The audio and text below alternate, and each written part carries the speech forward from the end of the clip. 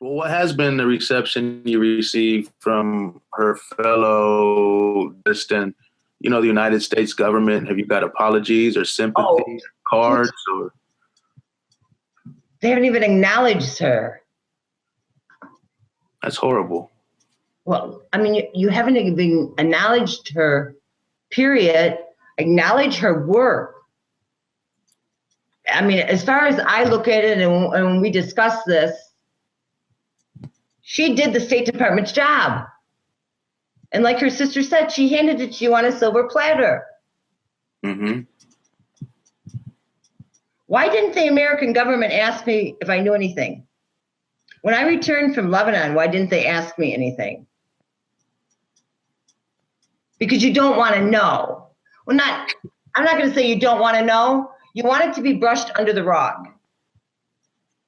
Yeah, you want no one else to hear about it. You want it to be a dead issue, just gone out the way, no more problems.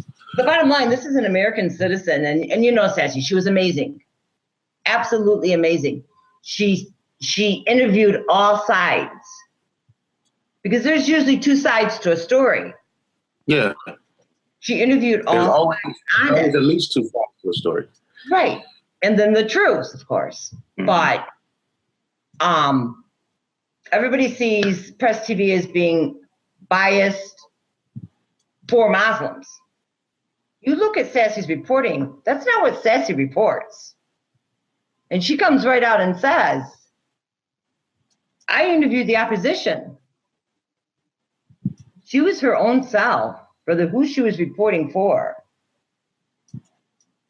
Yeah, she wanted to get to the truth no matter who she was working for. That's what I gathered from the whole.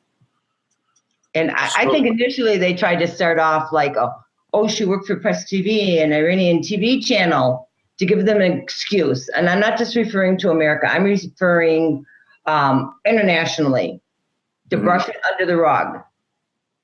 Because they've managed to do this for almost 4 years. So why now suddenly, when she's talking about ISIS in Turkey, do they assassinate her? If you look at her last interview, she says, they believe I'm here under the umbrella of Kobani. She lived there for a year undercover. She left Ukraine, Tim, to go to Turkey. And then now you start seeing the whole avalanche of everything Sass had said coming out. Yeah, I mean, so what the Turkish government accused her back and forth here. I'm not the best interviewer, no, but they I'll help you along because I never thought I would be doing this in the first place. But they accused her of being spies. Well, I think everyone knows, and she even says it 5 years ago. She has a couple little shows about it 5 years ago. Mm-hmm. Every journalist in Turkey is a spy. She would approach the Turkish government. She never got the opportunity. They were looking for her because Sassy had lived in Turkey for a year. Her children were with her. She had lived there. She loved the Turkish people. She was very close to the Kurdish people. And when they say, well, why didn't you get her? You didn't get her because she didn't come with an entourage. She wasn't a showboat. She got in, she was with the people, she got the truth, and she put it out there. She wrote her own material.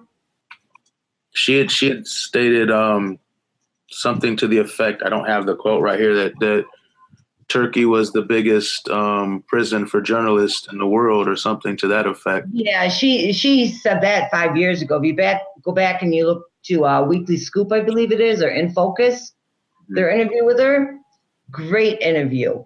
5 years ago, she said that. I mean, that's common.